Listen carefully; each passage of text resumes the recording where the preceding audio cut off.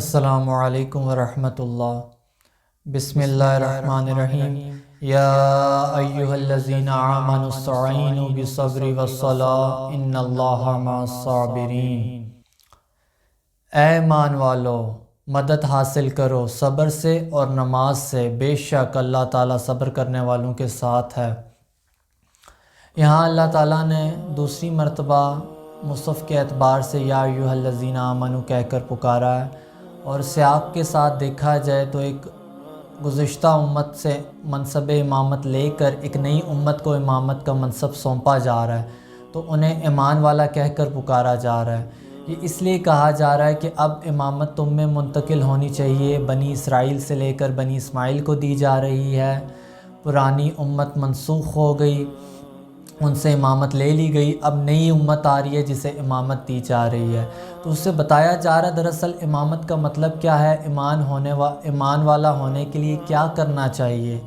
تو عام طور پر انسان سمجھتا ہے کہ ایمان والا ہو کے اس پر سے تمام ذمہ داریاں ہٹ جاتی ہیں، وہ جو بھی کر لے اللہ کا خاص بندہ ہے، محبوب بندہ ہے، اور جنت تو اس کا حق ہے۔ لیکن ایسا نہیں ہے۔ جو انسان ایمان کے دائرے میں قدم رکھتا ہے تو بہت سی اس پر ذمہ داریاں عائد ہوتی ہیں، اس پر بہت سے فرائض عائد ہوتے ہیں، اور اس سے بے شمار مشکلات کا سامنا کرنا پڑتا ہے، کیونکہ مومن کے لیے دنیا قید خانہ ہے۔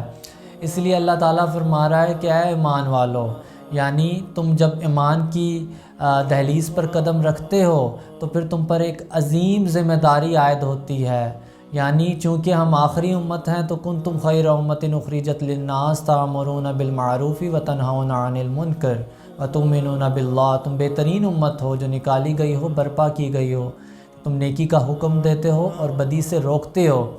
تو ایمان والا کہنے کا مطلب یہ ہے کہ تم پر یہ تمام ذمہ داریاں عائد ہوتی ہیں۔ تو انسان پر جتنی بڑی ذمہ داری ہو، جتنے بڑے اسے مسائل کا سامنا ہو، تو اتنی ہی مشکلات اس پر آتی ہیں، اتنی ہی آزمائشیں آتی ہیں، اتنے ہی رنج ہوتے ہیں، اتنی ہی تکالیف اسے سہنی پڑتی ہیں۔ لہٰذا انہیں برداشت کرنے کے لیے کیا روش اختیار کرنی چاہیے ایمان والوں کو، اس کے بارے میں بتایا جا رہا ہے۔ استعینوا، تو مدد حاصل کرو۔ کس چیز سے مدد حاصل کرو؟ صبر سے اور نماز سے۔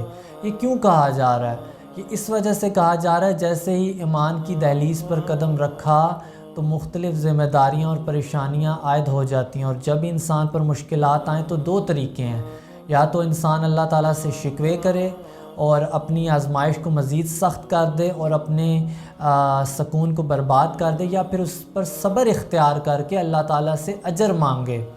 تو کہ کیا کرنا چاہیے ایمان والے کو، مومن کی کیا روش ہونی چاہیے جب اس پر پریشانی آئے؟ صبر اختیار کرے، اور اس کے علاوہ نماز پڑھے۔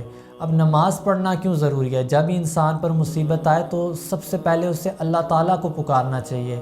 نبی علیہ السلام کی مبارک عادت تھی کہ جب بھی آپ پر کوئی تکلیف آتی، آپ پریشانی آپ پر ہوتی، یا آپ کو کسی بھی قسم کا رنج پہنچتا، تو آپ صلی اللہ تعالیٰ وبارک وسلم سب سے پہلے اللہ تعالیٰ کے حضور سجدہ بجا لاتے، عرف عام میں جسے صلاۃ حاجت کہا جاتا ہے۔ تو آپ اللہ تعالیٰ سے اپنی حاجات پیش کرتے اور اللہ تعالیٰ سے ہی مدد طلب کرتے۔ تو اس آیت مبارکہ میں دو چیزیں بتائی جا رہی ہیں، پہلے مدد حاصل کرنا صبر کے ذریعے، اور نماز سے، ان اللہ مع الصابرین، بے شک اللہ تعالیٰ صبر کرنے والوں کے ساتھ ہے۔ یہاں یہ کیوں نہیں کہا گیا کہ اللہ تعالیٰ نماز پڑھنے والوں کے ساتھ ہے، یہ کہا گیا کہ صبر کرنے والوں کے ساتھ ہے۔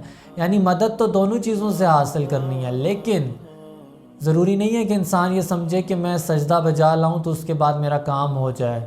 وہ اللہ تعالیٰ ہے، وہ اس کی اپنی حکمت ہے، وہ جب اس کی منشا میں ہوگا، جب وہ مناسب سمجھے گا تو ہمیں دے گا۔ ہمارا کام ہے ہم صبر سے کام کرتے رہیں۔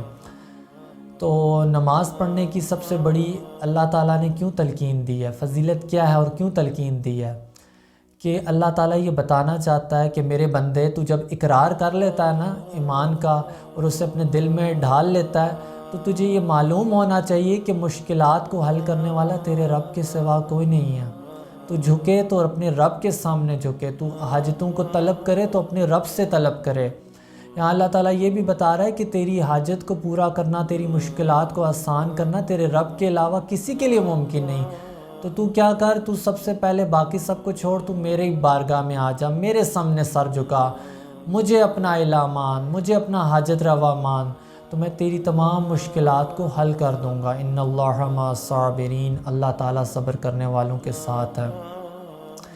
صبر ایک ایسی چیز ہے کہ جسے بندہ مومن کی زندگی سے نکال دیا جائے تو اس کی زندگی ایک اذیت ناک، ایک درد بھری، ایک مشکلات بھری اور ایک مایوسی کی ہو جائے گی۔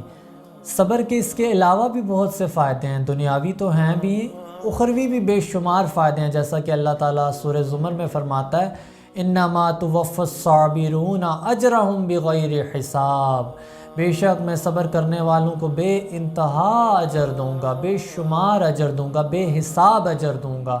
تو صبر سے نہ صرف ہماری دنیا سنور سکتی ہے، آخرت بھی بہترین ہو سکتی ہے۔ اب اس کا عملی زندگی سے کیا تعلق ہے؟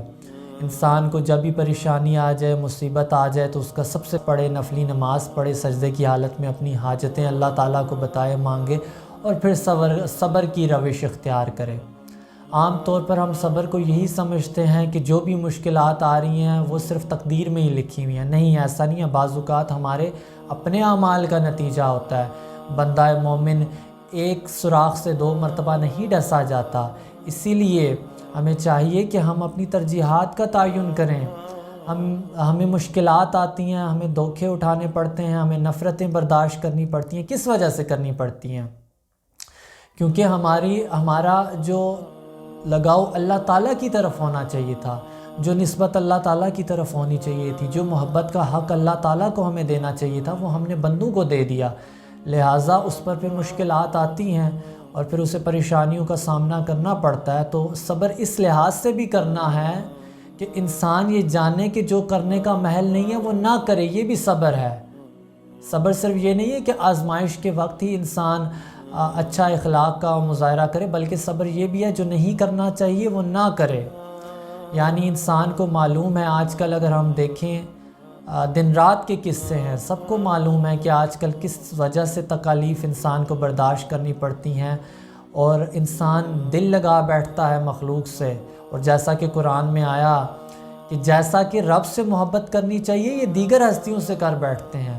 تو جب انسان کسی کی حق تلفی کرتا ہے، یعنی جس کو جس کا حق دینا چاہیے وہ نہیں دیتا ہے، تو پھر انسان کو مشکلات آتی ہیں۔ تو اس آیت سے ہمیں یہ سیکھنا چاہیے کہ جب بھی پریشانی آئے تو سب سے پہلے اللہ کو سجدہ کرو، اللہ تعالیٰ سے حاجت طلب کرو، اس کے بعد صبر کی روش اختیار کرو۔ اور صبر یہ ہے کہ اگر تقدیر غالب ہو جائے تو اللہ تعالیٰ سے شکوے نہ کرو بلکہ اجر طلب کرو۔ اور تیسری بات یہ ہے کہ صبر کا مطلب یہ بھی ہے کہ انسان اپنی ترجیحات کا تعین کرے، وہ نہ کرے جو کرنے کا محل نہیں ہے، اور وہ کرے کہ اس وقت کا حال کا امر کیا ہے، اللہ تعالیٰ ہم سے کیا چاہتا ہے۔ لہٰذا اگر ان چیزوں کو ہم اپنی زندگی میں شامل کر لیں تو نہ صرف ہماری آخرت سنور جائے گی بلکہ دنیاوی معاملات میں بھی ہم احسن طریقے سے، ہم بہترین انداز میں اپنی زندگی گزار پائیں گے۔ وَمَا عَلَيْنَا إِلَّا الْبَلَاغُ الْمُبِينُ وَآخِرُ دَعْوَانَا أَنِ الْحَمْدُ لِلَّهِ رَبِّ الْعَالَمِينَ۔ السلام علیکم ورحمۃ اللہ۔